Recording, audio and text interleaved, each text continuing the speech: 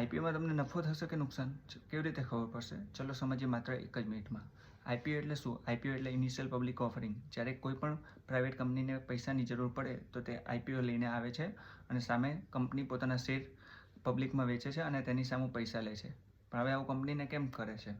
જ્યારે કોઈ પણ કંપનીને બિઝનેસ એક્સપાન્ડ કરવો હોય કે લોનની ચૂકવણી કરવી હોય તો કંપની પબ્લિક પાસેથી પૈસા લે છે અને સામે શેર્સ વેચે છે.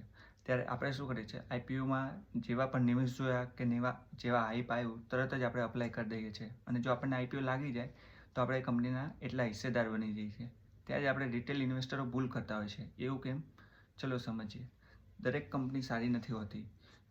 દરેક કંપની લિસ્ટિંગ સમયે ઘણીવાર 50%, 70% કે 100% પ્રોફિટ પણ આપે છે, પણ જ્યારે ઘણી કંપનીઓ લિસ્ટિંગના દિવસે જ 50% સુધી માઇનસમાં પણ જાય છે કે 100% સુધી પણ માઇનસમાં જઈ શકે છે. તો આપણે શું કરવું જોઈએ?